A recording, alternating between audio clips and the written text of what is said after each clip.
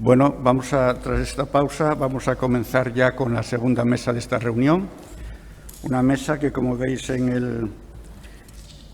es acerca del manejo de los factores de riesgo y de la complejidad de los pacientes con EPOC.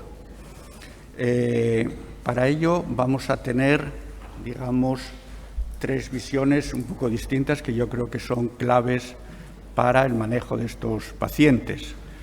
En primer lugar, vamos a ver la visión que nos aporta atención primaria, que, como dijo Dani en la primera mesa, yo creo que tiene que jugar un papel mucho más importante de lo que está haciendo hasta ahora y que estaba reflejado en el PAI-EPOC. Evidentemente, un solo médico de familia hoy en día yo creo que ya nos entiende.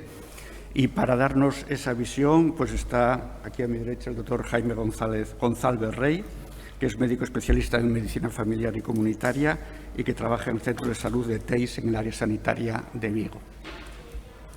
También vamos a contar con la visión de enfermería, que si medicina de familia está poco representada, pues estamos en lo mismo con la enfermería.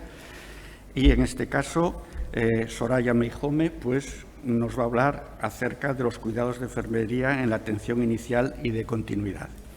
El manejo de los dispositivos de inhalación.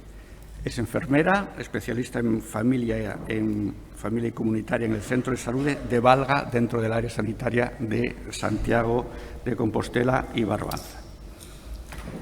Y por último, la visión desde el punto de vista de la neumología la va a aportar el doctor Luis Pérez de Llano, jefe del Servicio de Neumología del Hospital Lucus Augusti, del área sanitaria de Lugo, de Monforte y de Amariña, y que nos va a hablar sobre una experiencia de gestión de la EPOC avanzada. Bueno, contamos con aproximadamente 1 hora y 20 minutos. Sí que la organización me ha hecho mucho énfasis en que controle bien los tiempos. Yo creo que con 20 minutos cada uno podría ser suficiente y dejar unos 20 minutos al final para el debate entre todos. Muy bien, pues en principio, cuando queráis.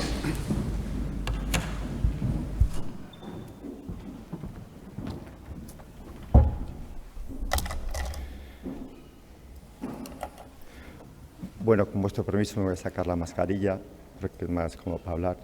Si a alguien le molesta, me la pongo de nuevo. Bueno, a mí me ha tocado hablar del manejo de factores de riesgo y prevención de la exacerbación y un poco la transición entre los niveles asistenciales que tenemos, ¿no? Bueno, como presentó el doctor Valdés, soy médico de atención primaria en el área sanitaria de Vigo. Llevo entre la residencia y la especialidad 26, 27 años, ya no sé, por ahí más o menos. Y aparte soy el presidente de la sociedad GRAP, que es el Grupo de Respiratorio de Atención Primaria a nivel nacional, al que estáis invitados todos los médicos de familia, enfermeras de familia, farmacéuticos, comunitarios, fisioterapeutas, pediatras de atención primaria. Es una asociación multidisciplinar en la que podéis participar, como dijo antes Dani, para poder aportar a nuestros pacientes EPOC y a los PAI, a los procesos asistenciales integrados, una visión desde atención primaria. Bueno, estos son todos mis conflictos de intereses, tengo por todas las esquinas, por eso solo os cuento, desde la industria farmacéutica, la administración, las sociedades, etcétera, etcétera. Bueno, aquí tengo unos datos que tengo que dar las gracias a mi mentor, aquí a mi ex compañero residente y jefe de servicio de neumología de Vigo, el doctor Alberto Fernández Villar. Como sabéis, los médicos de primaria prácticamente no podemos hacer investigación porque no tenemos acceso a datos. De hecho, eso es algo que quiero transmitir aquí. Todos los trabajos y todo lo que podamos hacer se saca de nuestro tiempo extra, de las colaboraciones de compañeros como Alberto, Cristina y otros compañeros que colaboran con nosotros en ofrecernos datos estadísticos, porque nosotros no podemos acceder desde nuestra propia consulta o desde los despachos del centro de salud a los datos ni de nuestra comunidad ni de nuestro propio centro de salud. Es muy triste, pero es así. Tenemos que ver nuestros 50, 60 pacientes diarios y tenemos que hacer actividad asistencial y recuerdo que ese fin de semana el decano de la facultad, que celebrábamos los 25+1 años de la licenciatura, nos pedía que por favor acogiéramos a los estudiantes de medicina. No decimos que no, pero allí todo el mundo decía es muy complicado con las agendas que estamos teniendo acoger estudiantes de medicina cuando está siendo tan difícil acoger a los propios médicos residentes y formarlos o por lo menos encauzarlos en el camino que consideramos que tienen que tener. De hecho, estamos viendo que la gran mayoría de nuestros médicos residentes no están quedando en atención primaria y eso lo tendremos que ver desde el punto de vista administrativo, gerencial, por qué no se queda en atención primaria. A nadie le gusta la atención primaria que tenemos hoy en día, no es la atención primaria que nos vendió Armando Martín Zurro hace 25 años, es otra atención primaria que vamos sacando para adelante los problemas y vamos haciendo cosas con mucho interés y voluntad de cada uno. Bueno, estos son los datos, para no enrollarme más, son los datos del problema que tenemos de nuestros pacientes EPOC.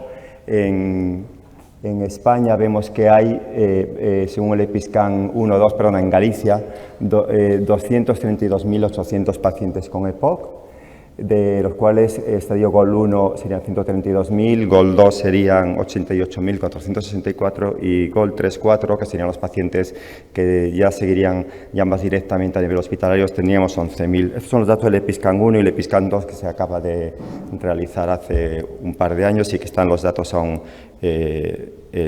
estudiándose.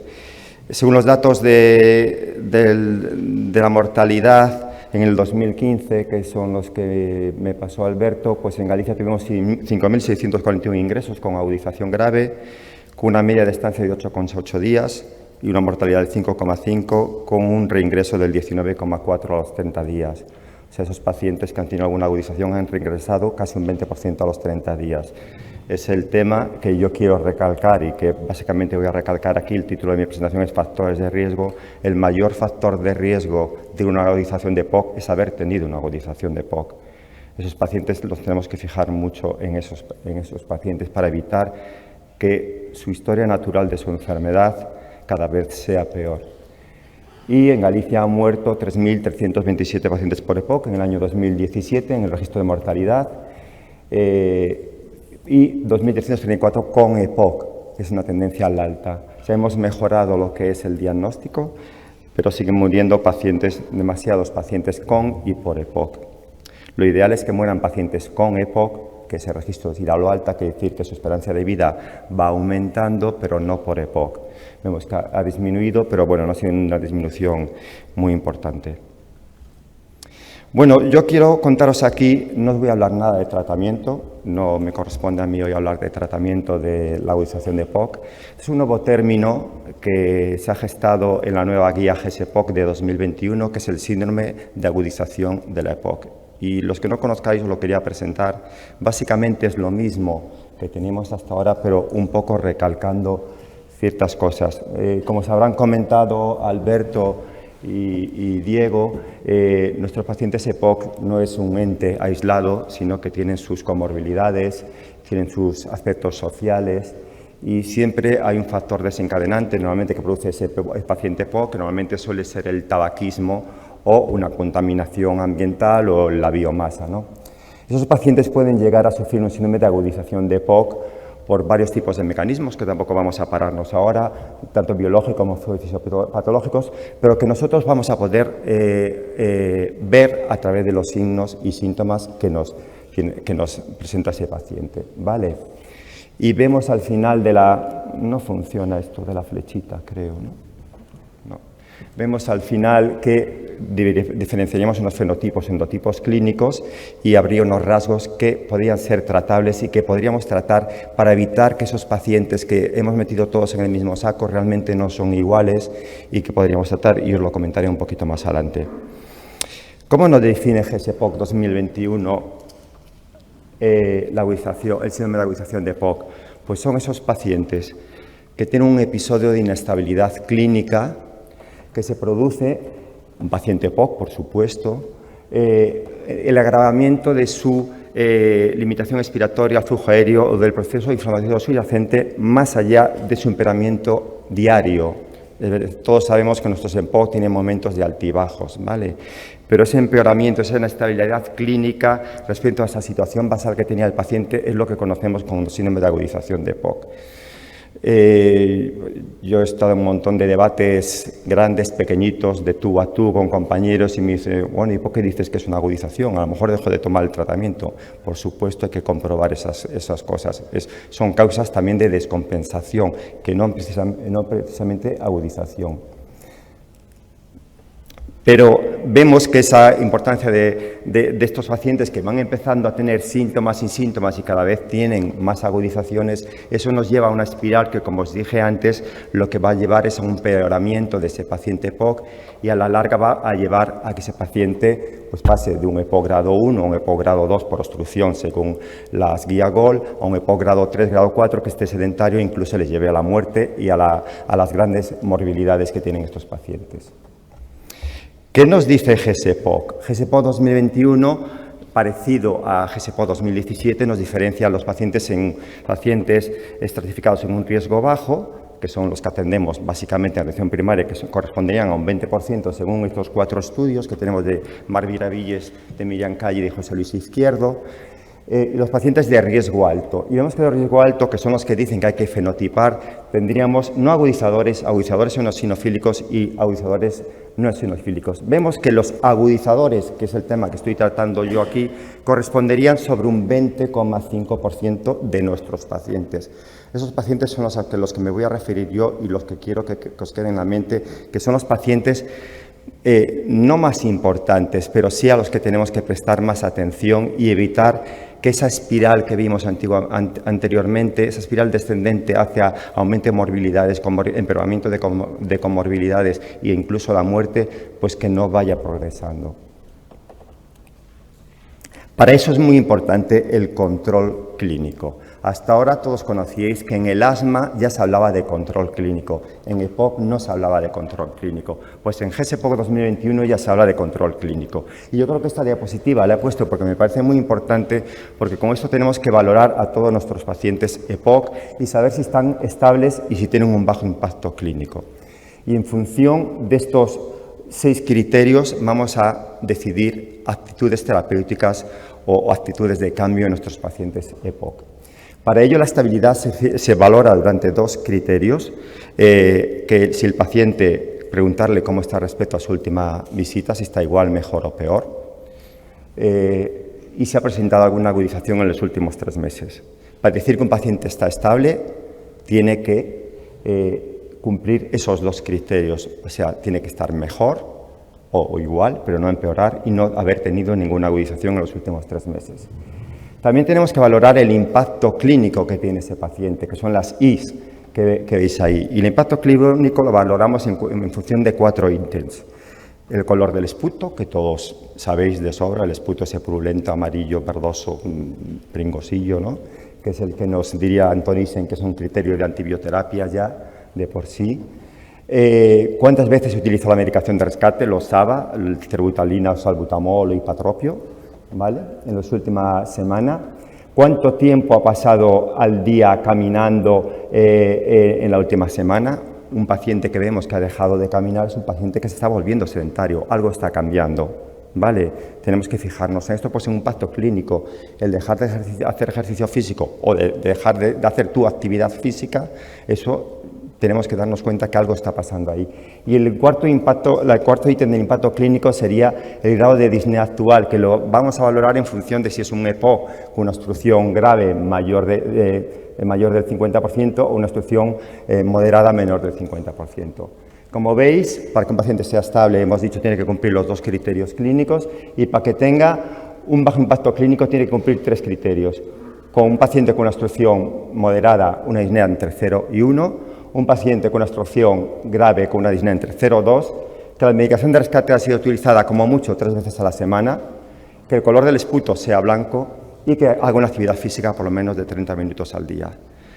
Yo creo que si hablamos de factores de riesgo, lo que os comenté antes, que no tengan agudizaciones previas, que es el mayor factor de riesgo, y hacer un control clínico bueno desde atención primaria, porque esto es atención primaria, cuando les llega a neumología, medicina interna, geriatría o otros compañeros de hospital, a ADO, etcétera, etcétera, todo esto lo tendremos que tener valorado nosotros. Nosotros conocemos al paciente y nosotros somos los que lo vemos y sabemos cuando entra a la consulta cómo está, ¿vale? Seguimiento. Esto es lo que dice la guía GOL, que es el dios de la EPOC, que nos dice que, bueno, EPOC leve, moderado, hay que hacer una revisión anual, y moderado grave, de alto riesgo complejo, habría que hacer seguimiento ya compartido, ¿no? No están diciendo ni cada cuánto tiempo, todo depende de cómo evolucione ese paciente. ¿Y qué hacer en el seguimiento? Fundamental siempre, lo comentaba antes el doctor Daniel Rey, tabaquismo. Hay que insistir, no puede ser que muchos pacientes nuestros EPOC sigan fumando a fecha de hoy. Es el tratamiento que ha demostrado disminución de mortalidad. No hay ningún otro tratamiento que lo haya demostrado. Bueno, hacer una buena anamnesis, importante para el tema del control, pedir pruebas complementarias, la espirometría. Es verdad que en el seguimiento nos decían GOL 2020 y 2021 que no hace falta, y ahora, como lo hemos visto en la época de la pandemia, que hemos dejado de hacer espirometrías, pero que ya hemos vuelto a hacer, y desde aquí Alberto y nuestros compañeros neumólogos seguramente os dirán hacer espirometrías a los nuevos EPOCs o a un EPOC que veáis que ha empeorado mucho. ¿Qué ha pasado en ese paciente EPOC? Pero un EPOC que está estable, tampoco hay que hacer una espirometría de seguimiento, salvo que de repente nos lo pida la administración. Y tenemos que empezar a hacer espirometrías todos los años a nuestros pacientes EPOC, que sería un criterio muy discutible. Tendríamos que estar compañeros de primaria y compañeros de neumología interna para discutir ese tema. Valorar siempre, que os va a hablar después mi compañera Soraya, la técnica inhalatoria es fundamental. El tratamiento de un paciente EPOC es un tratamiento inhalatorio, no es una pastilla, no es fácil de hacer. No es fácil de hacer. Y si lo haces mal y no lo cumples y no notas que lo estás haciendo bien y no tienes una adhesión o una adherencia adecuada, ese paciente puede estar desencadenando momentos de inestabilidad y puede incluso desencadenar una agudización de EPOC porque no está siendo tratado adecuadamente. Y valorar las comorbilidades, que se hablará esta tarde de ello, ¿vale? Y sobre todo, y ahora que estamos en la época, os lo pongo aquí, es la vacunación de la EPOC. La semana que viene creo que empieza la vacunación de todas las personas de la gripe. Hay que vacunarlos de la gripe, la neumocócica conjugada y la trecevalente, la vacuna del coronavirus, por supuesto, y hay que valorar, están estudios haciéndose si hay que poner la vacuna de la tosferina o no. Para el diagnóstico del síndrome de agudización de EPOC hay que tener, como vimos antes, un diagnóstico correcto de EPOC. No podemos decir probable agudización de EPOC si no tenemos un diagnóstico correcto de EPOC. Para eso tenemos que tener una espirometría. Y se diagnostica clínicamente por empeoramiento agudo, moderado y significativo de los síntomas respiratorios, sobre todo la disnea, la sensación subjetiva de falta de aire que tienen nuestros pacientes. La tos y ese cambio en el volumen de esputo. Lo más claro es la disnea. Debemos hacer un diagnóstico diferencial, que no me voy a parar aquí, que todos sabéis que con causas respiratorias, cardíacas o otras probables causas, que probablemente muchas veces coinciden y son comorbilidades en el tiempo en estos pacientes EPOC y necesariamente, cuando hay que tratar una, hay que tratar la otra. Y hay factores desencadenantes, son factores de riesgo estos factores desencadenantes. No todos son bacterias, no todos necesitan su amoxicilina, no todos necesitan su quinolona. La gran mayoría son virus y a veces ni son bacterias ni son virus. A veces son otras causas, como puede ser contaminación ambiental o lo que os he comentado antes, también los rasgos tratables que vamos a hablar y la mala adhesión a los tratamientos que le provoquen no una agudización, pero sí un paciente inestable, ¿vale? El riesgo se valorará en riesgo alto, bajo y moderado. Solamente necesitamos, según la nueva guía, como veis, 4 ítems que podemos ver en primaria, que es la disnea, la alteración del nivel de conciencia, la frecuencia respiratoria y un pulsosímetro. Nada más. Con esos 4 ítems podemos saber en qué momento de agudización están nuestros pacientes. Todo esto creo que después lo tenéis colgado o algo, o sea que no hace falta que copiéis nada. Y hay que distinguir situaciones que nos podemos encontrar. Nos podemos encontrar un paciente que le estamos dando un tratamiento para esa agudización y vemos que no mejora, sino que empeora dentro de esa historia natural de esa agudización. Eso sería un fracaso terapéutico y ese paciente necesitará un tratamiento adicional, ¿vale? Podemos tener ese paciente que desde que le acabamos el tratamiento anterior y las 4 semanas posteriores vuelva a empeorar. Eso es lo que conocemos como recaída, ¿vale? Tanto la recaída como de las recurrencias, serían las que ya han pasado 4 semanas desde que acabó el tratamiento o 6 semanas desde que empezó el anterior, pero ese ya sería un episodio nuevo de agudización, de síndrome de agudización de POC. Y los rasgos tratables, como veis, son muchos.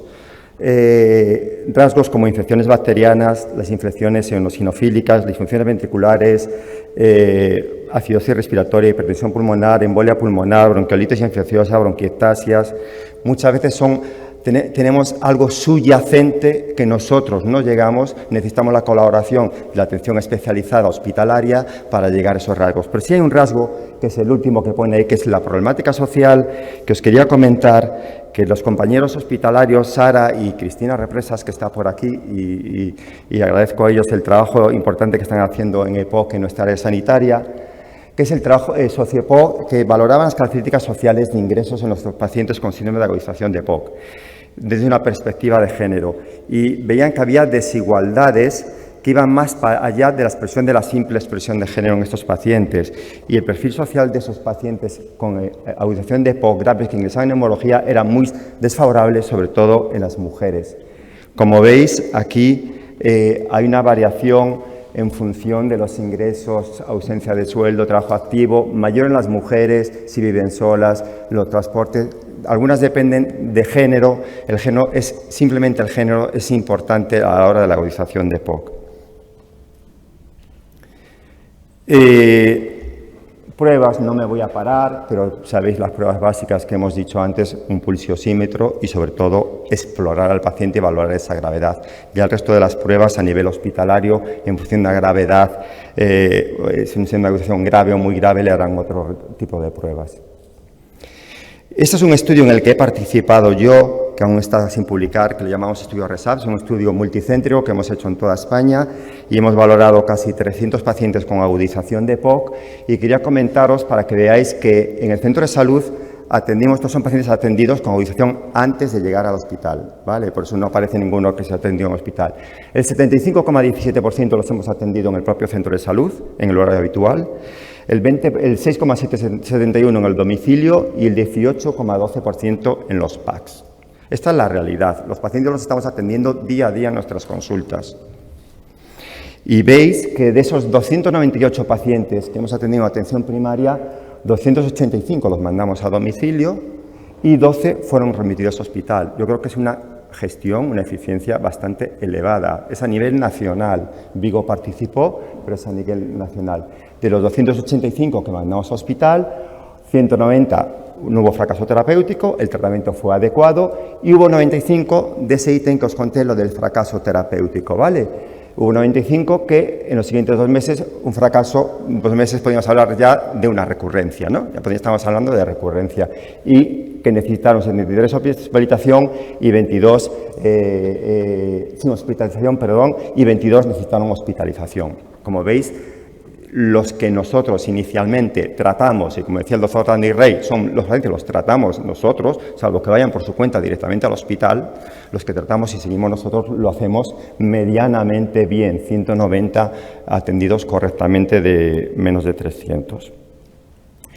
¿Y por qué los derivamos al hospital esos pacientes? Pues los que se derivan al segundo nivel, no estamos hablando por urgencia, por reversión es por mala respuesta al tratamiento, la gran mayoría, historial de exacerbaciones, gravedad de la enfermedad, de las exacerbaciones, o porque tienen comorbilidades muy importantes. ¿Y por qué los ingresan nuestros compañeros? Pues porque no mejoran, porque tienen algún componente de acidosis, hipercapnia, que necesitan ventilación mecánica no invasiva, neumonía importante que requiere ingreso, o que tenga comorbilidades, que es lo que van a hablar esta tarde, muy importantes, o que en el domicilio, que es el tema social también que hablábamos antes, el soporte domiciliario no sea suficiente. Esta diapositiva se la ha copiado al doctor Javier de la Fuente, que os va a hablar esta tarde de comorbilidades, y hablamos de alternativas a la hospitalización de pacientes EPOC. No queremos cerrar los servicios de neumología ni la planta de neumología, pero sí que hay que buscar algo más amigable, podemos decir, a nuestros pacientes EPOC, que son pacientes crónicos y sobre todo los que agudizan y que están cada 2 por 3 en la puerta del hospital. Pues los gestores de pacientes que ya tienen en neumología y creo que en medicina interna, en Povisa también tienen, sería un paso previo a esos pacientes que ingresan en el hospital. Garantizar la continuidad asistencial es fundamental, que haya un buen diálogo, una buena comunicación entre atención primaria y hospital, sobre todo a través del Janus o de la historia clínica electrónica que tienen en Povisa o en los hospitales que utilicéis, y situar al domicilio como el sitio preferente para establecer los cuidados del paciente. El hospital no es un sitio cómodo, ni bonito, ni la comida está buenísima, ni nada parecido. Y sobre todo, minimizar las acciones y duplicidades. ¿Qué le pedimos a nuestros compañeros de hospital? Que cuando nos manden un paciente, si ese paciente sigue fumando, que insistan en la deshabituación tabáquica, que le hagan recomendaciones de ejercicio regular, que mantengan y ajusten el tratamiento habitual que tiene que tener el paciente, que revisen la técnica inhalatoria, que muchas veces nos vienen sin revisar, que evalúen y traten los diferentes rasgos tratables, tema que nosotros no podemos llegar, a hacer TAC de alta resolución, por ejemplo, que evalúen si necesitan oxigenoterapia, corticoides, ventilación mecánica no invasiva domiciliaria, y que nos lo citen en una cita. Es verdad que algunos compañeros dicen, ¿por qué me lo ha citado a este paciente que tiene un alta hospitalaria? A mí me parece correcto que un paciente que tenga un alta hospitalaria sea valorado o por enfermería inicialmente o por nosotros a las 72 horas, ¿vale? Y planificar los cuidados de enfermería. Os quiero hablar, creo que se habló mucho del modelo integral, y este es un estudio de Borja García Cosío, de compañero neumólogo en Baleares, que habla del modelo de atención integral. A estos pacientes los diferenció pacientes con agonización EPOC en un modelo de atención integral y otros sin modelo de atención integral. Por la atención integral, que se hace una atención individual, con seguimiento, con llamadas, con enfermeras gestoras de casos, valorando todas las comorbilidades, etcétera, etcétera, lo que hacemos en atención primaria y que les pedimos también al resto de los niveles asistenciales, pues reduce un 38,2% las admisiones hospitalarias y reduce un 70% las visitas a urgencias. Es un montón. ¿Qué pasa? Nos falta recursos humanos y tiempo. No lo he dicho muy alto. Nos falta recursos humanos y tiempo en atención primaria. Y como veis, los ingresos antes y después es totalmente significativo. Incluso en la escala de síntomas del CAT, nuestros pacientes valoran muy positivamente la sintomatología. Esto era un PAI de POC que Alberto estaba en la redacción. Yo participé en el Delphi y muchos de los que estamos aquí, y del año 2015, y era un poco cómo se tenía que hacer el flujograma entre atención primaria y neumología medicina interna para ver esos pacientes, pero siempre pensando que el paciente es el centro del sistema, en este caso el paciente EPOC agudizado, y que hay que intentar marearlo lo menos posible, duplicar 0 pruebas y estar siempre atento y pendiente de ellos.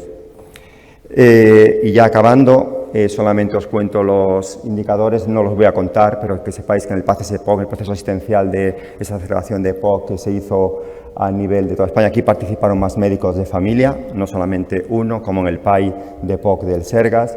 Hay indicadores de estructura, que es que todos los pacientes tengan hecho una espirometría, una radiografía de tórax, que tengan equipos de ventilación mecánica no invasiva en urgencias, que en urgencias se haga una clasificación estructurada, de proceso, como puede ser el diagnóstico, gravedad, etiología, fenotipar, derivar cuando ya vemos que no derivamos tanto, que derivamos lo que hay que derivar, y tratar con corticoides, antibióticos, etcétera, etcétera, y los de resultado, que serían lo que hemos dicho antes, disminuir el número de fracasos terapéuticos, las recaídas, evitar ese porcentaje que dijimos en la primera diapositiva, recaídas a los 30 días, que teníamos casi un 16%, no sé cuánto eran que pasaba, y evitar ingresos en UCI y disminuir el tiempo de media de estancia hospitalaria. Y nada más, muchas gracias a todos y espero que haya sido interesante.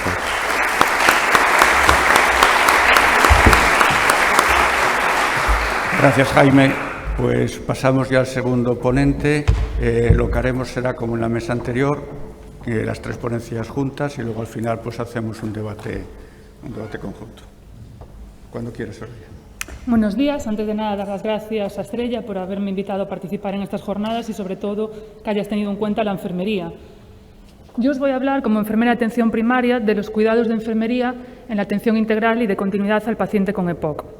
Aunque veáis en el título lo de manejos de los dispositivos de inhalación, no os voy a explicar aquí cómo usarlos, estaría fuera de lugar en estas jornadas, pero sí me gusta recalcar la importancia que tiene la enfermería en la educación de la terapia inhalatoria, de modo que ya me gustó que figurase en el título de la presentación. Voy a intentar hacer una presentación un poco práctica que nos ayude en la consulta de todos los días. ¿Y cuál es nuestro papel como enfermeras con el paciente con EPOC? Pues vamos a intervenir en distintos momentos de la enfermedad, en el diagnóstico precoz, en la atención al paciente crónico, ese paciente EPOC estable, en su seguimiento, en el momento de la agudización. Si el paciente requiere una hospitalización, lo veremos tras el alta hospitalaria. Y ya en momentos más avanzados de la enfermedad, aplicando cuidados paliativos. Me voy a centrar en el diagnóstico precoz, en el seguimiento del EPOC estable y en la atención tras un alta hospitalaria. Y si hablamos de diagnóstico precoz, ya se ha hablado aquí a lo largo de toda la mañana del estudio PIESCAN-2. He buscado 2 estudios de enfermedades crónicas publicados en fechas similares para contextualizar un poco la situación que vivimos. El estudio PIESCAN-2 nos dice que un 11,8% de la población española mayor de 40 años tiene EPOC. De ellos, los hombres representan un 14,6% y las mujeres un 9,4%. En cambio, más llamativo es que hay un infradiagnóstico en mujeres del 80,6% y de hombres del 70,4%. Otro estudio sobre diabetes tipo 2, el diabet.es, nos dice que la prevalencia en España es del 13,8%. Es decir, nos reflejan que hay un 2% de diferencia en la prevalencia de estas 2 enfermedades crónicas. Yo no sé la percepción que tenéis en vuestro día a día en la consulta, pero a mí me da la sensación de que veo a diario muchísimos más pacientes diabéticos tipo 2 que EPOC. Lo que me ha llevado a investigar.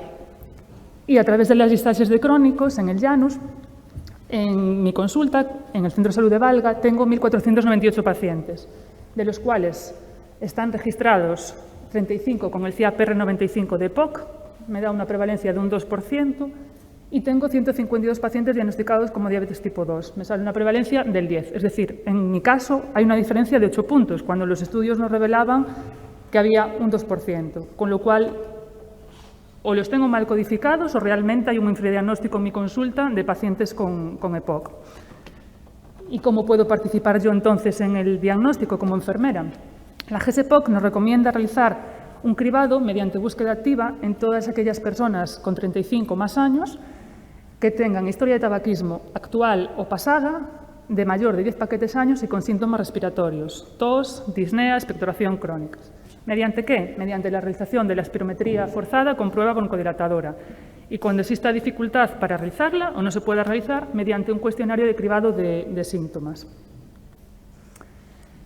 En cuanto al programa de actividades preventivas y promoción de la salud, actualizado en el 2020, nos dice, en cuanto a estilos de vida saludables, que le preguntemos a todos los adultos que acuden a nuestra consulta por el consumo de tabaco.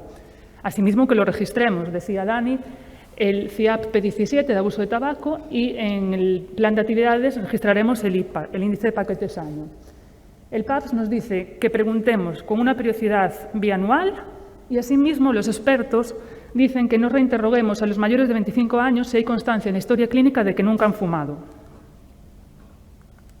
En cuanto al tabaquismo, enfermería, registramos el número de cigarrillos día y el año de consumos para calcular el IPA. Registraremos la motivación para dejar de fumar mediante el test de Fagenstrom, la dependencia nicotínica, la motivación para dejar de fumar mediante el test de Richmond, la dependencia nicotínica mediante el test de Fagenstrom, los intentos previos de dejar el tabaco, las recaídas. Daremos, como ya hemos dicho aquí, a todos los fumadores un consejo claro y enérgico para dejar de fumar y después, en función de su deseo de abandono de tabaco o la fase de cambio en que se encuentran, pues ayudaremos farmacológicamente y conductualmente. Decíamos que el método diagnóstico era la espirometría. Ha habido en el 2019 una estandarización, una actualización. En ella se incluye una nueva lista de contraindicaciones relativas, se nos dice que los espirómetros deben cumplir con la norma ISO, se aborda la capacitación del operador, se dice que es muy importante que la persona que realice la espirometría esté formada para que las espirometrías sean de calidad. Se incluye una nueva lista de actividades que los pacientes deben de evitar antes. Tenéis infografías esta y en la siguiente diapositiva de la SEPAR, que hacen un resumen de la actualización. Se actualizan los criterios de aceptabilidad de la maniobra y de repetibilidad y también se habla de nuevos tiempos de interrupción de los broncodilatadores antes de realizar la PVD. De modo que a nuestro paciente, para diagnosticarlo, le realizaremos una espirometría basal Y después la prueba bronquilatadora, que antes se llamaba, denominada prueba de reversibilidad a la obstrucción bronquial y que ahora pasa a llamarse prueba de respuesta a los broncodilatadores. Para realizar la PBD, las guías nos recomiendan usar el salbutamol, 400 microgramos, que equivalen a 4 puffs. Como alternativa tendríamos la terbutalina, 1000 microgramos. En estos dos casos realizaríamos la segunda espirometría a los 15 minutos y si no, el bromuro de ipatropio. Lo que pasa es que ya serían 160 microgramos, que son 8 puffs. Y en este caso, la segunda espirometría la haríamos a los 30-45 minutos. Tenemos que tener en cuenta el número de intentos, un mínimo de 3 y un máximo de 8, aunque por circunstancias hubiese que superar este límite en adultos. Y los criterios de aceptabilidad, repetibilidad y usabilidad. Una vez que el paciente está diagnosticado y lo englobamos dentro de un EPOC estable, ¿qué tiene que hacer enfermería con él? Pues tiene que hacer un seguimiento. Y lo primero son darle unos consejos básicos de la enfermedad. ¿Qué es la EPOC? ¿Por qué se produce? ¿Qué síntomas va a producir? Las consecuencias, de modo que tenemos que informar tanto al paciente como a su cuidador principal. Podéis usar material divulgativo como el que os pongo en pantalla, que son guías y manuales, que las tenéis a disposición a través del ESAUDE y que se las podéis proporcionar a los pacientes. Después, ¿cada cuánto realizar la espirometría que ha nombrado el compañero? Si hacéis una revisión, las guías os dicen que anualmente y siempre que se produzcan cambios en la situación clínica, pero esto da lugar a controversias. Y el sumario de evidencia up-to-date nos dice que deberíamos de realizarla siempre que haya un incremento significativo de los síntomas o que provoque un deterioro progresivo de la enfermedad. Y después, anualmente o cada 6 meses, en función de la progresión de la enfermedad, deberíamos en consulta de realizar una valoración clínica de los síntomas respiratorios mediante la escala de disnea, una valoración del impacto sobre la calidad de vida en el paciente EPOC mediante el cuestionario CAT y actividades de educación para la salud, que me parece lo más importante desde el punto de vista de la enfermería. ¿Qué actividades vamos a realizar las enfermeras en cuanto a educación para la salud? Debemos de fomentar el autocuidado y la adhesión terapéutica. El abandono del hábito tabáquico, lo que ya hemos comentado hasta ahora. Debemos dar consejos en cuanto a alimentación, actividad física, vacunación, medicación y en cuanto al reconocimiento precoz de signos y síntomas ante una agudización. En cuanto a alimentación, vamos a realizar un estudio nutricional, tanto dietético como antropométrico mediante el IMC, hematológico, bioquímico, inmunológico. Los pacientes EPOC van a tener alterado el peso bien por defecto, van a estar desnutridos sobre todo en épocas más avanzadas de la enfermedad o por exceso. Un paciente obeso con EPOC va a tener una restricción respiratoria. Vamos a recomendarle que realicen entre 5 o 6 comidas al día, en pequeñas cantidades para aligerar la carga respiratoria, que beban líquidos, siempre teniendo en cuenta otras comorbilidades que puedan contraindicarlo. No alimentos muy fríos o muy calientes, porque les puede aumentar la sensación de tos o de ahogo. Si tienen disnea al comer, que coman alimentos fáciles de masticar. Y si son portadores de oxigenoterapia, que la utilicen antes y después de comer. Desaconsejaremos los alimentos curados, porque estos van a aumentar la inflamación de los tejidos y van a afectar a la función pulmonar. Recomendaremos alimentos ricos en calcio, porque aquellos que consuman corticosteroides tienen un mayor riesgo de osteoporosis. Recomendaremos un uso moderado del alcohol. No es recomendable tomarlo antes de la cena para evitar el posible efecto sobre el patrón del sueño y deben de evitar el estreñimiento. Otra parte fundamental de la educación para la salud será la actividad física. La inactividad se va a relacionar con un aumento del riesgo de mortalidad y de agudizaciones. Debe de ser una prescripción de la actividad física individualizada, adaptada a la capacidad y a la morbilidad del paciente. Las guías no hacen unas recomendaciones específicas sobre el grado de actividad física. De manera general, recomiendan actividad física moderada, 30 minutos al día durante 5 días por la semana. Estos se pueden realizar de forma continua o en 3 tandas de 10 minutos. Y, por supuesto, la adaptación física al ejercicio debe ser progresiva. Dentro del ESAUDE también tenéis recomendaciones sobre actividad física para vuestros pacientes EPOC. Podemos recomendarle que usen la sensación de disnea para regular la intensidad del ejercicio. También le podemos recomendar que, si tienen un pulsiosímetro, que monitoricen el ejercicio mediante el pulsiosímetro. Subir y bajar escaleras va a suponer un ejercicio intenso, de modo que esto debe ser progresivo. Si es un paciente que pasa muchas horas sentados, pues le recomendaremos que se intente levantar con frecuencia. Y como decía Dani, es muy importante tener en cuenta la rehabilitación pulmonar y la fisioterapia respiratoria. En cuanto a la vacunación es muy importante para reducir el riesgo de exacerbaciones relacionadas con infecciones evitar complicaciones. Para la semana empezaremos con la vacuna antigripal anual, que es lo que le tenemos que recomendar. Ha dicho Jaime, la vacunación neumocócica conjugada. Recordar la diferencia entre recomendación y financiación, pues en el Sergas no la tienen financiada, sí tienen financiada la polisacárida. Por supuesto, la vacuna COVID-19 y la GSPOC en 2021 nos hablaba de valorar la vacunación con la DTPA, la tosferina. En cuanto a medicación, lo que os decía al principio que era tan importante, los inhaladores. El paciente tiene que saber cuáles son los bronquidilatadores, cuáles son los anticolinérgicos, cuáles son los antiinflamatorios y para qué sirve cada uno y en qué orden usar esos inhaladores. Tenemos que decir el horario, los efectos secundarios, los cuidados, por ejemplo, el enjuague bucal, decirle cuál va a ser la medicación de rescate y cuál la de mantenimiento y cómo hacer la limpieza y mantenimiento de esos dispositivos. La técnica inhalatoria. Cuando se le prescribe un inhalador al paciente, deberíamos de tener en cuenta las preferencias del dispositivo, ya que de ello va a depender la adhesión terapéutica. Nosotras, las enfermeras, debemos de explicar la técnica verbalmente y con apoyo visual. Debemos de demostrársela con dispositivos placebo. Os animo a que si están en la consulta del compañero médico de familia, que los tengáis compartidos o vosotras que también tengáis dispositivos placebo. Debemos de comprobar y verificar que el paciente realiza adecuadamente la técnica. No deis por asegurado que el paciente la realiza adecuadamente porque lo haya tenido prescrito anteriormente. Reevaluaremos la técnica inhalatoria y si queremos valorar la adherencia a los inhaladores, tenemos el test de adhesión a los inhaladores que está avalado por distintas sociedades científicas. Consta de 12 preguntas, las 10 primeras las responde el paciente, pero las 2 últimas las respondemos los profesionales sanitarios en función de cómo hayamos evaluado la técnica inhalatoria. Los errores más frecuentes en la técnica inhalatoria van a ser que el paciente coloque el inhalador en la posición incorrecta, que no lo agite antes, sobre todo no exhalar antes de la inhalación, no datar bien la boquilla en la boca, no coordinar la pulsación con la inhalación, ahí se puede valorar, prescribir cámaras, la inspiración incorrecta o pulsar varias veces. Os decía que explicaréis verbalmente y con apoyo visual. En la página de la Escuela Galega de Saúde para Cidadáns tenéis información sobre los inhaladores que la podéis utilizar. Os pongo de ejemplo la información que viene del cartucho a presión. Veis que viene información escrita y que hay dibujos. Lo podéis imprimir y se lo podéis explicar. Evidentemente son muchísimos inhaladores y hasta los profesionales sanitarios nos cuesta manejarlos, con lo cual tenéis ahí una información de apoyo. Y en la misma página hay un obradoiro de terapia inhalatoria que le podéis ofertar a los pacientes para que la realicen. En cuanto a medicación, aparte de los inhaladores, sí que van a tener algunas pastillas. Van a tener a veces corticoides. Si están en una pauta descendente, deberemos de indicarles cómo realizarla. Si están tomando antibióticos, cuál es la pauta, diuréticos u otros que estén relacionados con morbilidades como diabetes, hipertensión. No recomendarle que se automediquen sin control. En definitiva, revisar el plan terapéutico y su adherencia. Hay pacientes que pueden tener prescrita oxigenoterapia continua domiciliaria, que será mínimo 15 horas, incluyendo las horas del sueño.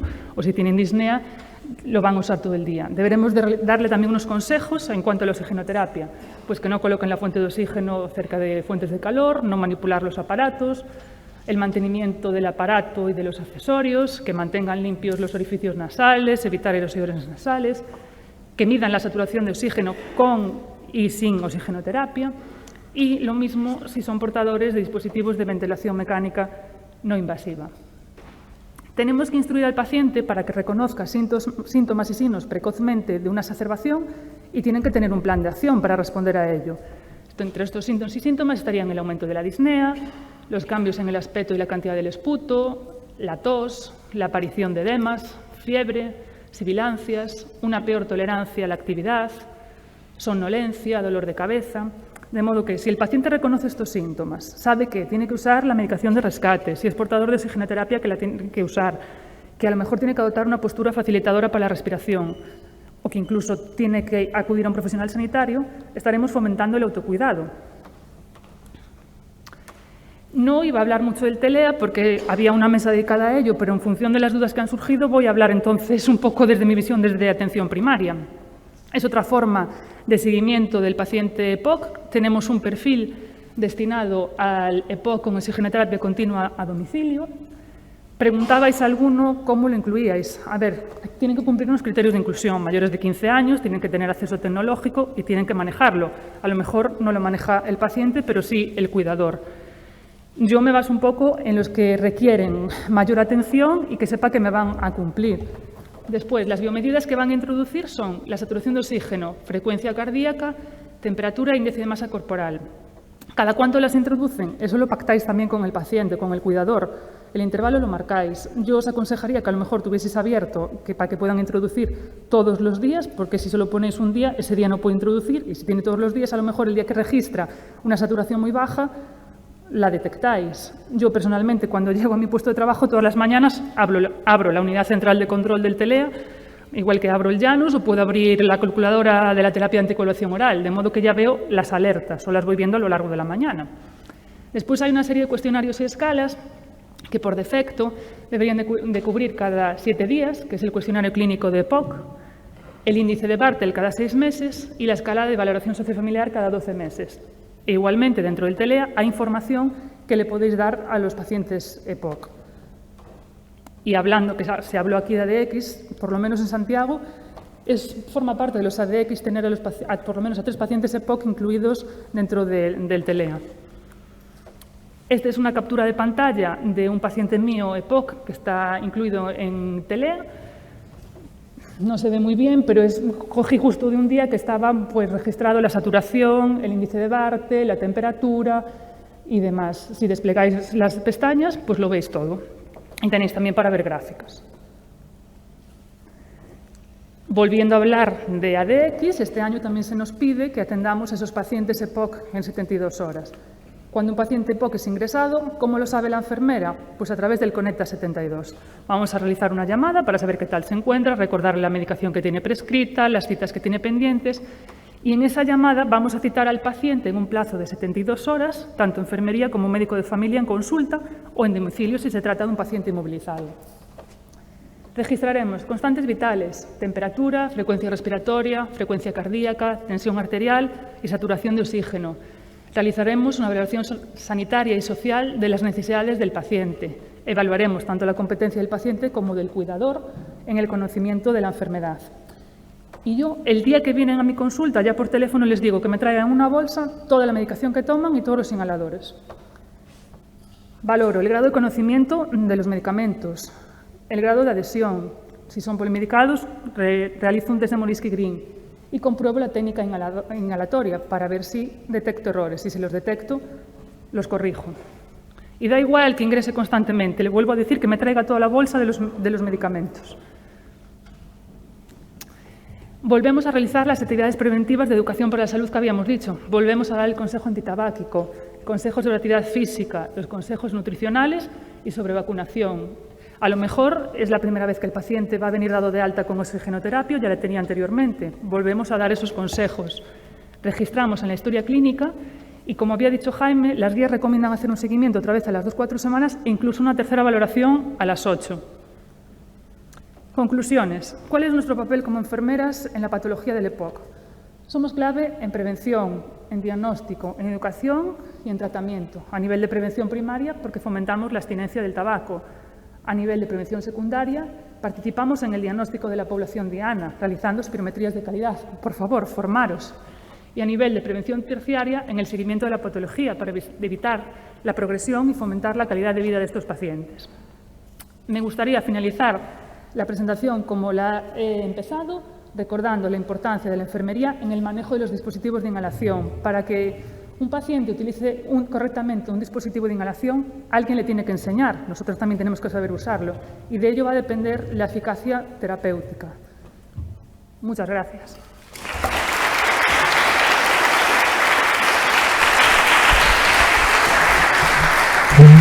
Gracias, Soraya. Luis, cuando quieras.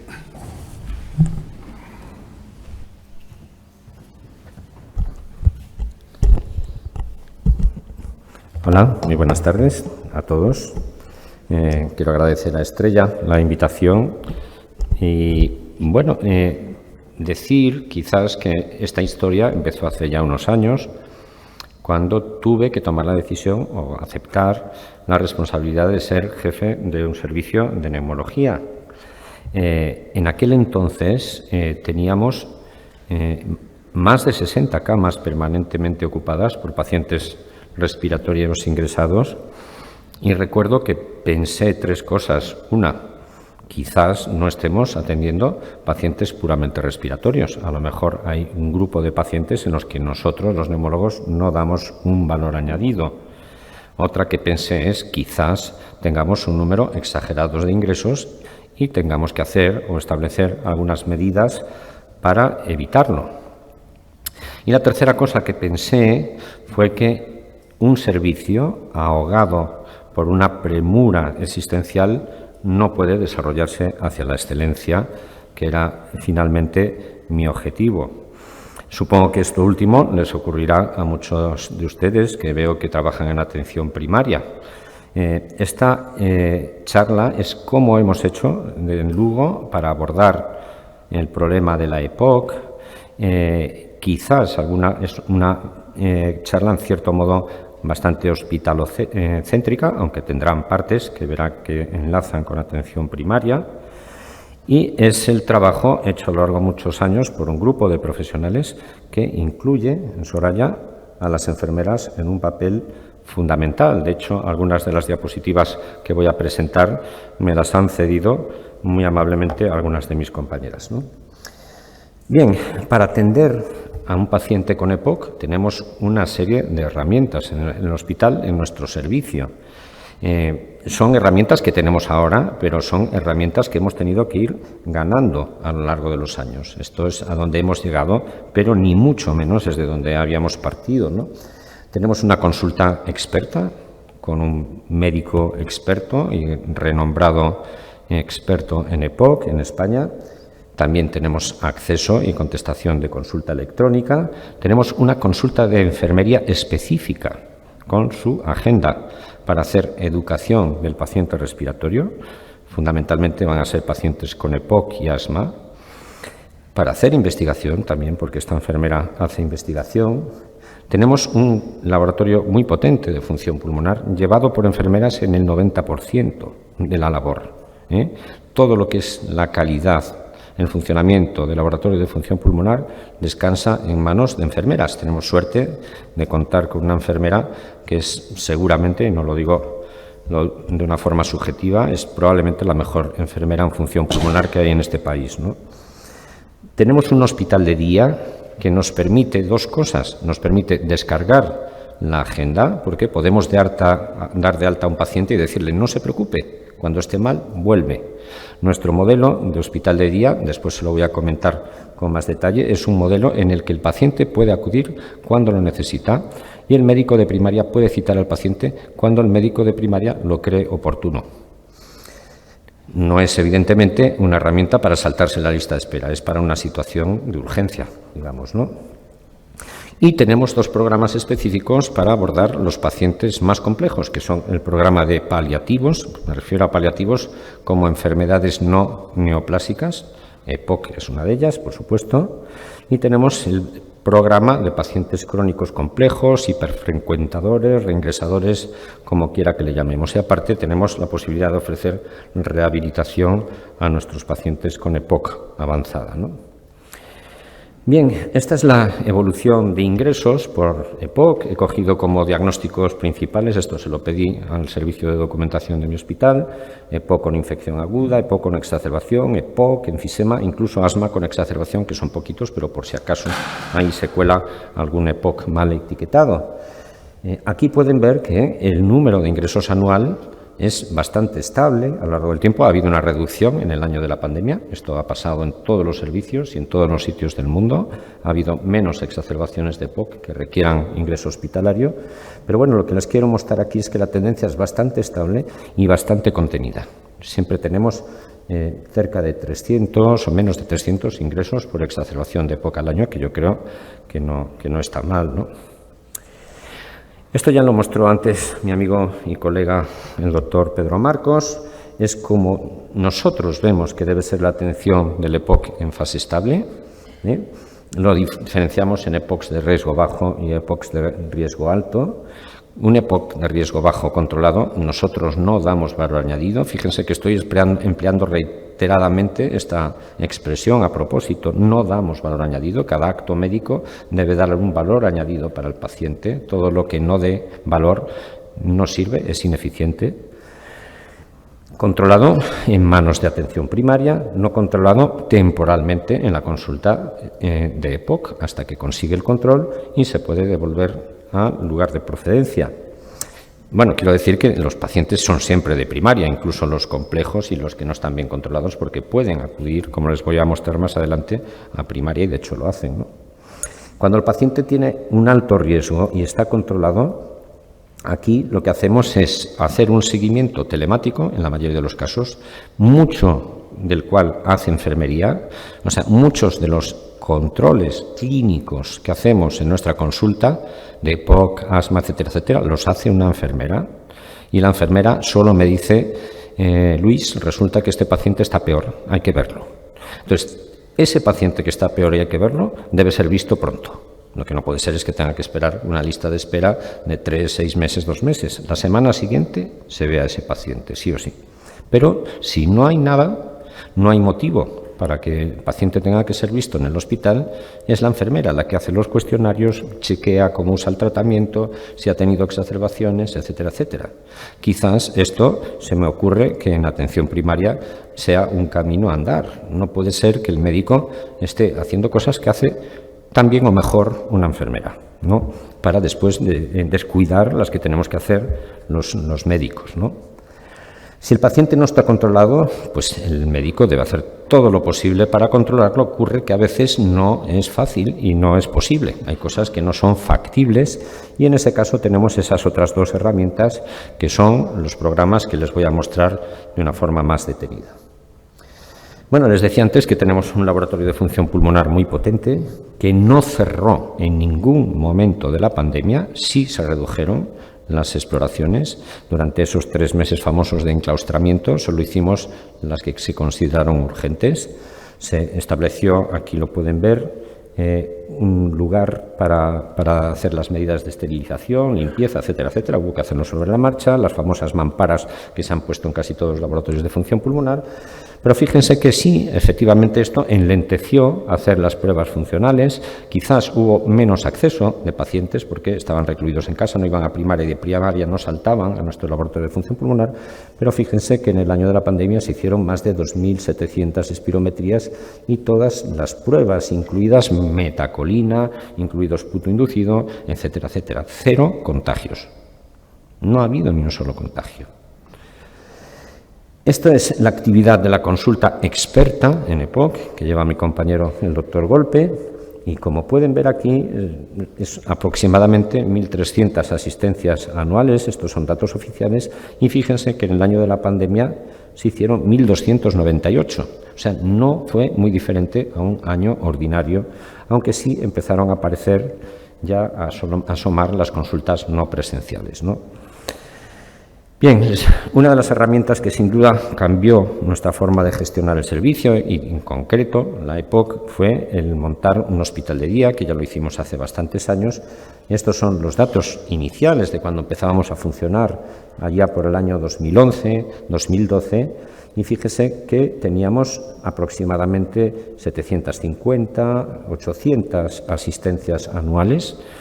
Asistencias anuales que son pacientes crónicos que empeoran, se exacerban y en vez de ir a urgencias los atendemos allí. Porque nosotros queremos procurar, intentamos que el paciente evite el servicio de urgencias. El servicio de urgencias es menos eficiente que un servicio de neumología para atender una exacerbación. Seguramente lo van a someter a más pruebas, tratamientos extra, ingresar más frecuentemente, etcétera, etcétera, ¿no? Bien, el porcentaje de ingresos era muy pequeñito de estos pacientes, era un 4%. Y esto es lo que es hoy en día el hospital de día. Fíjense que son ya casi 1.400 y poco asistencias, esto es en el año prepandemia, y fíjense en el año pandemia ha habido 1.034 asistencias al hospital de día. El hospital de día estaba abierto, 0 contagios. Haciendo las medidas lógicas de precaución, que en este caso consistía en un circuito específico, protección de las enfermeras, test de antígenos. Hemos tenido 0 contagios en personal y 0 contagios entre los pacientes, que era quizás lo que más nos preocupaba, ¿no?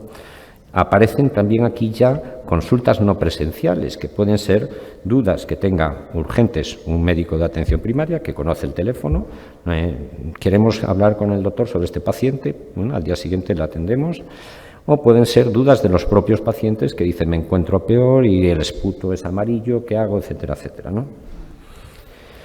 Bien, una de las cosas que nos dimos cuenta a lo largo del tiempo era que muchos pacientes reingresaban porque no recibían una atención paliativa adecuada. Esto lo hemos vivido muchas veces todos los médicos que trabajamos en un hospital. Damos el alta, el informe a un paciente sabiendo con toda certeza que ese paciente va a estar ingresado en un periodo menor a 7 o 10 días, porque ese paciente no tiene calidad de vida en su casa. Y la vez que me quedó más claro, esto lo voy a contar como una anécdota, fue una vez haciendo una guardia que me llamaron muy pronto, a las 3, 4 de la tarde, hace ya unos años, y me dijeron que una señora que había sido de alta por la mañana, una estenosis aórtica crítica, una anciana con mucha disnea, resulta que se subió al coche, dio media vuelta y se volvió a la cama. O sea, ya no fue por urgencias, volvió a la cama que había dejado por la mañana. Entonces yo hablé al nieto y le dije, oye, ¿qué ha pasado aquí? Me dice, mire, yo subí a mi abuela al coche, me dijo que se ahogaba y ¿qué quiere que haga? Pues ¿qué va a hacer? ¿Qué puede hacer ese hombre, no? No había ningún plan y todos sabíamos que iba a ocurrir, pero le iba a ocurrir seguramente a otro. Ya no me va a pasar a mí, ya se encargará otro de marear esta perdiz, ¿no? Esto lo consideramos inaceptable, nos parecía una vergüenza que los pacientes tuvieran que estar peloteando de casa para el hospital, urgencias, casa-hospital, y tratamos de abordarlo con este programa de cuidados paliativos en el que hubo un grupo de trabajo multinivel, con dirección de atención primaria, con dirección del hospital, neumólogo, experto, jefa de servicio del servicio de cuidados paliativos, que es el mismo servicio en Lugo que el de hospitalización a domicilio, y también con una figura que más tarde se convertiría en clave, que es la enfermera gestora. La enfermera gestora es el elemento en el que pivotan todos estos programas. Sin ella es imposible. ¿Qué pacientes consideramos que podían ser beneficiarios de potenciales de este programa de neumopaliativos, ¿no? Bueno, pues tenían que ser pacientes que estuvieran en techo terapéutico, en los que ya no podíamos, desde el punto de vista pragmático de la medicina, ofrecerles ningún tratamiento habitual que le pudiera mejorar su situación, ¿no? Techo terapéutico, consideramos esto y excluimos de ese techo terapéutico los tratamientos sintomáticos como opiáceos, benzodiazepinas, etcétera, etcétera, tratamientos destinados a mejorar el confort y la calidad de vida del paciente, ¿no? Y también queríamos que fueran personas que su situación fuera al final de la vida. Esto en el EPOC no es tan fácil. Hay otras enfermedades en las que es tan fácil, pero a veces los EPOCs te sorprenden sobreviviendo mucho más tiempo, ¿no? Yo me acuerdo que una vez me encontré a una señora y tal, y me dice, mire, mi madre está aquí otra vez y tal. Y le digo, sí, y tal. Me dice, mire, me acuerdo muy bien, doctor, que hace 10 años me dijo, no le queda mucho. Dijo, espero que tenga más habilidad para predecir otras cosas en la vida, me dijo una buena señora, ¿no? Bien, prevemos, por las escalas que tenemos pronósticas, que esta persona no va a vivir mucho tiempo y que el tiempo que va a vivir va a ser un tiempo de sufrimiento y de mala calidad de vida, ¿no? Estas son las personas involucradas en el programa: neumólogo, personal de enfermería gestor de casos, o como queramos llamarle, unidad de cuidados paliativos y servicio de hospitalización a domicilio, médicos de atención primaria. Esto es importante y lo vais a ver después. Nosotros siempre, la enfermera gestora de casos siempre contacta con el médico responsable de atención primaria para explicar el cambio de conducta o de estrategia con el paciente y acordar los cuidados. Y, por supuesto, el paciente y la figura tan importante de los cuidadores, que hay que educar y que hay que convencer de que esto es bueno, ¿no? Este es el proceso. Normalmente, ahora ya no siempre es así. Esto es al principio lo que hacíamos. Lo hacíamos a raíz de un ingreso hospitalario, una agudización de EPOC, discutíamos en una sesión clínica, decíamos aquí ya no podemos hacer mucho más, la calidad de vida es mala. Bien, entra en el programa. La entrada en el programa se hace a través de la enfermera gestora, que hace una evaluación detallada de la condición clínica, social del paciente, etcétera, etcétera. También hablábamos con los de unidad de cuidados paliativos y hospitalización a domicilio para que tuvieran un primer contacto con el paciente y después al alta hospitalaria hacíamos un plan de asistencia y se contactaba con el médico o la médico de atención primaria, ¿no?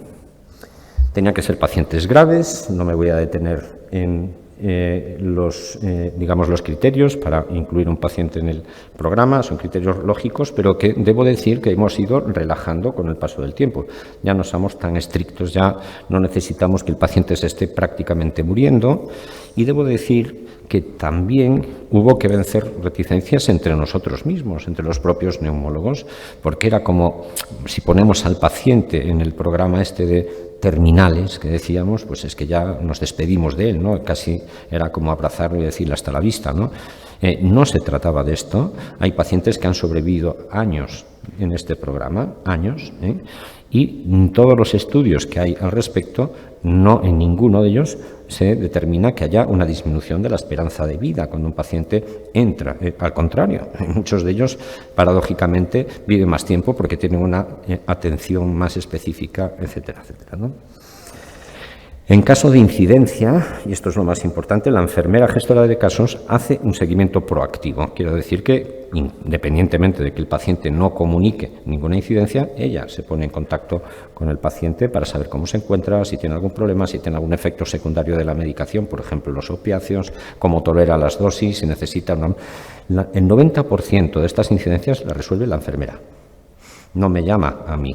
A mí me llama cuando el paciente cree que está peor, pues se ahoga, etcétera, etcétera, y me dice, bueno, ¿qué hacemos con este paciente? Bueno, pues lo vamos a ver en el hospital de día. Seguramente es el hospital de día es el sitio donde solemos citar a estas personas y es el médico responsable el que va a ver ese paciente. El médico que le lleva la EPOC, el médico que lleva la fibrosis pulmonar, porque pensamos que un médico debe acompañar al paciente a lo largo de todo el curso de la enfermedad y lo que no puede ser es que llegue un momento y decir, mire, ya no puedo hacer más por usted y adiós, muy buenas, ¿no? Pasa usted a los de cuidados paliativos. Los de cuidados paliativos nos ayudan a nosotros y vemos que a lo mejor ese paciente no necesita ingreso e inmediatamente hace un ingreso en su casa para reforzar el tratamiento unos días, o si es una situación ya de sufrimiento inaceptable y que ya llega verdaderamente al final de la enfermedad, pues a lo mejor lo ingresan los de cuidados paliativos si el paciente elige morirse en el hospital, porque una de las cláusulas del contrato que establecemos con ellos es que ellos eligen dónde quieren morirse y nosotros les ayudamos a hacerlo, ¿no? Bueno, los resultados iniciales lo pusimos a prueba, esto fue una prueba, conseguimos una beca para iniciar el proyecto, ya hace un par de años ya pudimos saber los resultados iniciales, eran sobre 20 pacientes, vean que en la mayoría de ellos eran personas mayores de 80 años, casi todo mujeres, casi todo hombres, que llegamos en peor condición a esas edades tardías de la vida, mitad EPOC, mitad fibrosis pulmonar. Ahora con el tiempo quizás tengamos más fibrosis pulmonar que EPOC, ¿no? Que es una enfermedad todavía más dura para las fases finales, ¿no? Demostramos que había una reducción en los ingresos en los 12 meses, respecto a los 12 meses previos que nos servían de estándar, de comparativo. Demostramos que también había una reducción en las asistencias a urgencias, al PAC, etcétera, etcétera. Y demostramos también que la mayoría de los pacientes iniciales, todos menos uno, que habían fallecido, estos son los que habían fallecido, todos escogieron, no se trata de que mueran en casa o en el hospital, a nosotros eso nos da igual, lo que queremos es que mueran donde quieren ellos morirse, ¿no? Todos menos uno fueron capaces de elegir y ven que muchos han elegido el domicilio como lugar de muerte, ¿no? A mí siempre me dio cierta pena que la gente se muera en el hospital, ¿no? Por supuesto, todo este programa tiene un coste de tiempo, un coste de tiempo que en la mayoría de las veces descansa sobre la enfermera gestora. O sea, que la enfermera gestora no puede hacer otra cosa que hacer esto. Es imposible que haga todo este trabajo y que además haga consulta o otra cosa. Realmente no puede ser, no lo va a poder hacer bien, ¿no? Y esta es una cosa importante. Tenemos que pedir recursos y nos los tienen que dar. Yo creo que los contratos entre los médicos y los gestores tienen que cambiar. Sinceramente, yo a veces veo los objetivos no ha sido así. Yo creo que han ido cambiando a lo largo del tiempo, ¿no? Pero bueno, vamos a poner más omeprazol genérico. Todo esto, yo siempre digo, objetivos cutres tienen resultados cutres, ¿no? Vamos a hacer un programa de atención para estos pacientes y tú me vas a demostrar que funciona. Me lo vas a demostrar con números, con datos, con hechos. ¿Y qué necesita? Pues necesito una enfermera. Necesito una enfermera. A veces ni siquiera es un médico, es una enfermera, ¿no? Y después vamos a mirar los números oficiales, números de ingresos, de visitas, etcétera, etcétera, y vamos a ver si renta, ¿no? Entonces, yo creo que el tipo de contrato que hacemos los médicos con las direcciones tiene que cambiar. Estas son las estadísticas a día de hoy del programa: 67 pacientes metidos en cuidados paliativos. Bueno, la mayoría de ellos ahora efectivamente con EPID, pero muchos de ellos con EPOC. 43 de estos pacientes han fallecido y la mayoría de ellos en el domicilio, aunque algunos otros eligieron fallecer en el hospital, ¿no? Todavía es inevitable, son pacientes muy graves, tienen asistencias a urgencias, pero bueno, durante todo este tiempo de funcionamiento, que son 4 años largos, son 27 asistencias a urgencias. Mucho o poco como se mire, ¿no? A veces no somos capaces de evitarlo porque no funcionamos tampoco a las 24 horas del día. Tenemos un acuerdo con el 061 y si es fuera de plazo y no se puede resolver, el paciente no queda más remedio que vaya a urgencias, ¿no? Bueno, no voy a marearles detallando las conclusiones, pero yo creo que ustedes habrán podido ver que es un programa que ofrece calidad asistencial para el paciente y que tiene resultados medibles y buenos, ¿no? El otro programa que usamos, que empleamos para atender a estos pacientes complejos, hiperfrecuentadores, hiperingresadores, es el que llamamos Programa de Pacientes Crónicos Complejos, que se empezó hace un par de años. Se empezó con multiingresadores. Tenían que haber tenido 3 ingresos como mínimo en los últimos 12 meses. He de decir que esto también lo hemos ido cambiando con el tiempo y sabemos que algún paciente que ha ingresado a lo mejor 2 veces o una vez, pero que está en malas condiciones, sabemos al dar el alta que ese paciente no va muy bien, pues lo incluimos ya en el programa de multiingresadores, ¿no? Hay 3 servicios ahora mismo que están firmemente implicados en este programa: geriatría, medicina interna y neumo, 2 más que se están empezando a unir, digestivo y cardiología.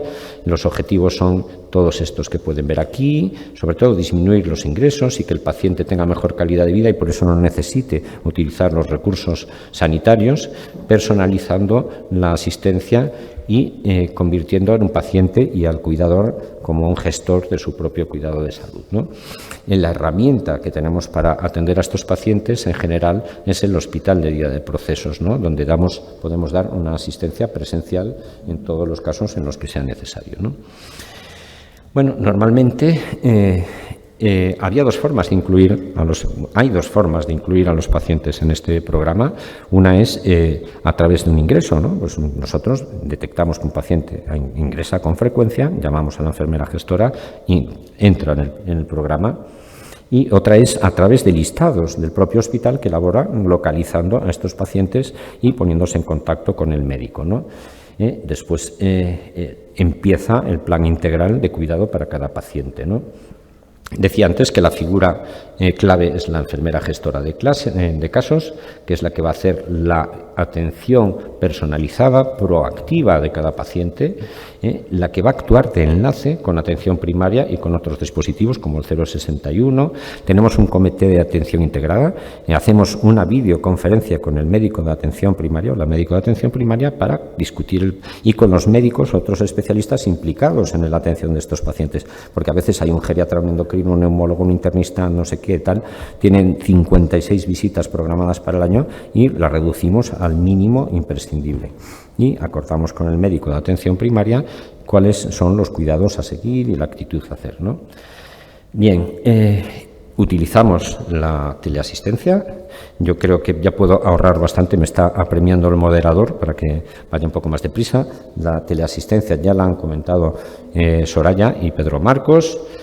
Si acaso podemos ponerles un vídeo desde el punto de vista del paciente para ver cómo accede a esta aplicación, ¿no? Es a través de la aplicación del Sergas, Quizás decirles que los médicos nos sentimos un poco desconfiados en cuanto a las medidas, a las variables físicas, a la saturación. En el caso de la neumología, la saturación no es tan fácil de utilizar como se pueda pensar intuitivamente. A veces se ponen el dedo mal y me bajó a 83 y llegas al hospital y tiene 97. Hay que enseñarles a usar el oxímetro. Pero bueno, en general no es difícil de utilizar, aquí lo pueden ver. Un paciente accede al programa en su app para contestar los cuestionarios que comentaba Soraya, para introducir las variables físicas que haya que introducir. Y esto, voy a adelantarlo un poco para abreviar, es lo que ve la enfermera gestora con este panel de mandos con los colores rojo, amarillo, verde, dependiendo de la situación clínica de cada paciente en particular. Hay un tiempo de respuesta previsto para un aviso de un rojo en un paciente por un empeoramiento clínico, por una caída de las variables físicas. Y como esto me lo puedo saltar porque lo comentó ya Soraya, no solo son variables físicas, sino que son también cuestionarios de salud, cuestionarios referentes a la enfermedad respiratoria y a la salud en general, ¿no? Bueno, aquí en Lugo se han incluido 300 programas reingresadores en este programa. Neumología menos porque nosotros tenemos, como les he mostrado, otros programas adicionales como paliativos, el hospital de día, etcétera, etcétera. Entonces no siempre utilizamos esta herramienta, pero la utilizamos y estos son datos que demuestran una reducción en los ingresos, de las visitas a urgencias, etcétera, etcétera, que ya han sido comentados aquí por mi compañero Pedro y también por Soraya, ¿no? La satisfacción de los pacientes con el programa es alta porque es para ellos un complemento a la asistencia que reciben. Fíjense que el programa en general recibe un 95% y la telemedicina un 100%, ¿no? Acabo diciendo que si queremos cambiar algo, hay que cambiar la estrategia. No puede ser que sigamos haciendo la misma medicina que hace 50 años, haciendo consultas que no son productivas ni para nosotros ni para el paciente, que consumen tiempo pero que no aportan nada. Que enfermería es clave en este proceso. La enfermería tiene que ir asumiendo roles diferentes al rol clásico y asumir un papel asistencial. O sea, ellas mismas tienen que valorar pacientes, seguramente hacer en un futuro próximo modificaciones sencillas en el tratamiento y consultar, trabajando en equipo con el personal médico, qué modificaciones terapéuticas hay que hacer, etcétera, etcétera. Todas estas herramientas que les he mostrado funciona, consigues reducir la afluencia de pacientes a los hospitales, pero lo que es más importante, que tengan mejor calidad de vida. Y la telemedicina es una herramienta más para conseguir estos objetivos. Muchas gracias.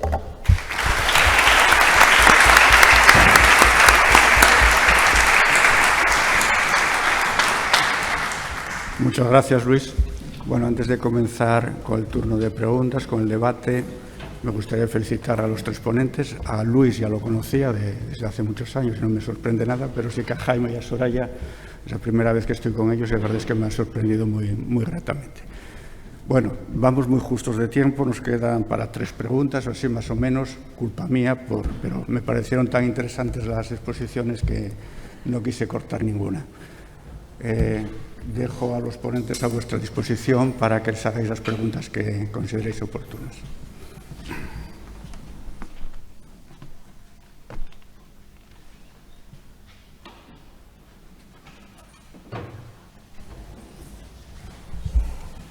No hay nadie que quiera preguntar.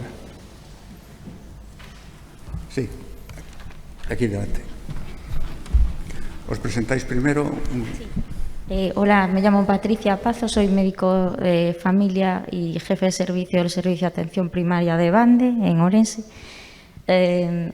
Felicitar a los ponentes, sobre todo a Soraya, porque creo que tu ejemplo es para seguir por toda la enfermería, y darle la enhorabuena a Luis, porque me parece que su proyecto pues se podría extender a todas las gerencias, porque creo que es la clave del funcionamiento, lo de integrar hospital y primaria y hacer protocolos conjuntos pues, para conseguir los objetivos que has reflejado en tu exposición.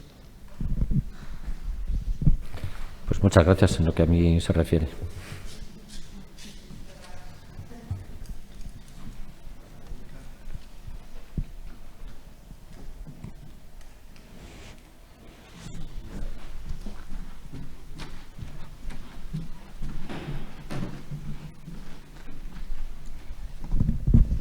Hola, bueno, yo soy Pilar, que ya hablé antes, enfermera de primaria, también de Orense. Ya que nadie hace preguntas, pues quiero aprovechar también para felicitar, me pareció una mesa súper interesante, por supuesto a mi compañera, pero también lo que comentó ahora el último doctor, el neumólogo en cuestión de cuidados paliativos. Quiero decir, creo que también es una línea en la que tenemos que trabajar todos.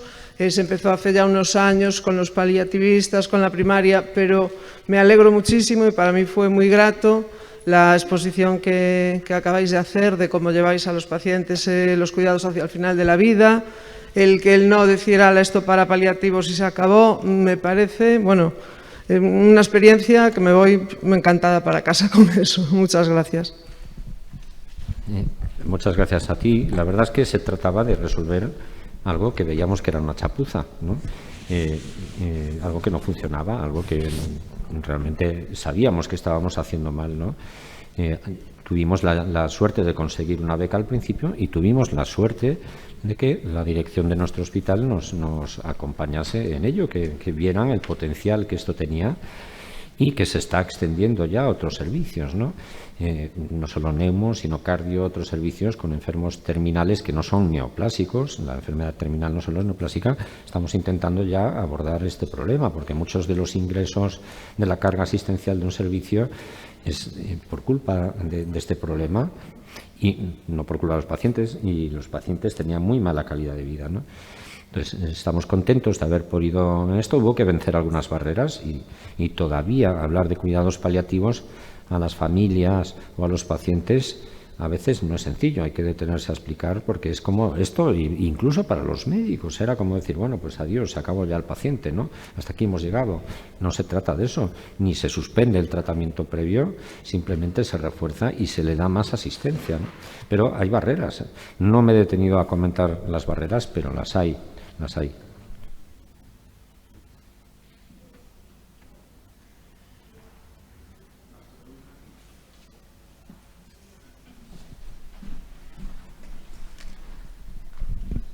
Bueno, buenas tardes. En primer lugar, felicidades a los ponentes. Mi nombre es Taimi López, soy enfermera gestora en el servicio de neumología del Hospital Povisa y quisiera agradecerle a los ponentes el papel de haber puesto en valor la figura de la enfermera gestora.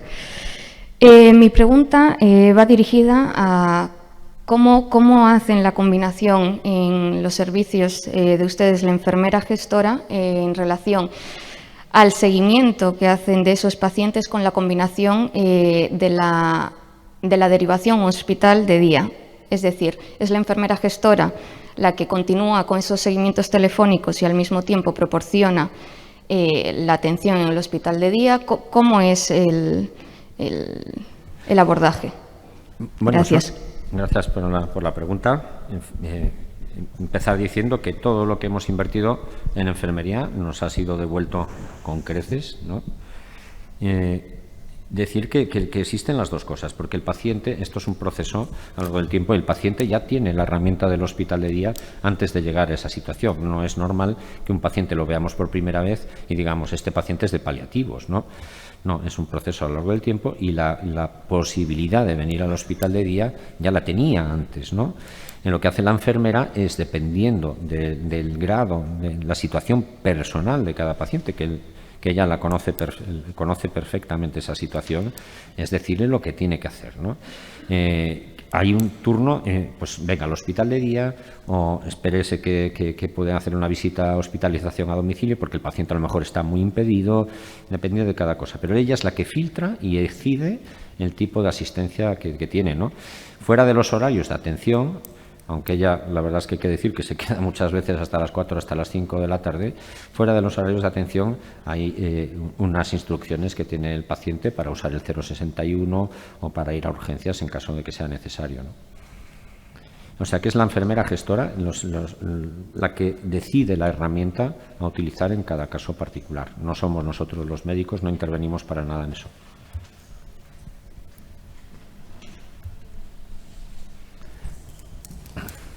¿Más preguntas?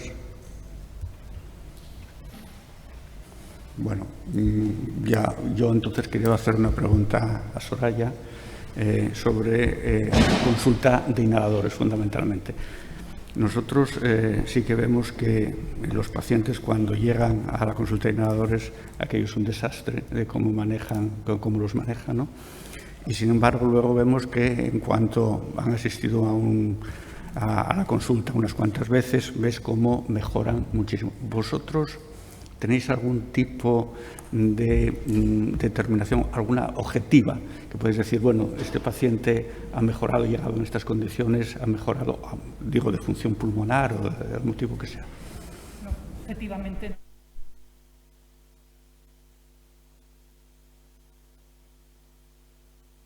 Pero insisto en que no sé si aquí hay alguien de las compañías farmacéuticas o no. No, decía que objetivamente que no, solo subjetivamente valorando la técnica inhalatoria. Y no sé si hay alguien aquí, un representante de compañías farmacéuticas, y no sé si hay algún problema. Pero a mí me gustaría si nos pudieseis visitar a la enfermería para obtener los dispositivos placebo, porque siempre se visita a los médicos de familia y yo tengo que recurrir a mi compañero, que él me los da a mí. A lo mejor lo usa el día que se lo prescribe, pero después vienen todos para mi consulta. Sé que no suele pasar así en todas las consultas de enfermería, por eso yo animo a todas las compañeras a que participen en esa educación. Y tal y como explicamos el manejo de la insulina o de un GLP-1, tenemos que tener también dispositivos para manejar la terapia inhalatoria. Entonces, os invito a que nos visitéis, por favor. Muy bien. Y otra cuestión. ¿Alguna explicación a que solamente tengas 35 pacientes con EPOC, que supone un 2%, mientras que de la diabetes hay, me parece recordar que eran 8 puntos más? 152, sí. Yo dije, es que yo todos los días estoy segura que veo pacientes diabéticos tipo 2, pero EPOC no. Entonces, o deduzco que hay un infradiagnóstico, que así lo avalan los estudios, o que están mal codificados, una de dos. Pero son los que me salen, 35, de un cupo de 1.498 pacientes. Invito al resto de compañeros a que lo comprueben, a ver si es así.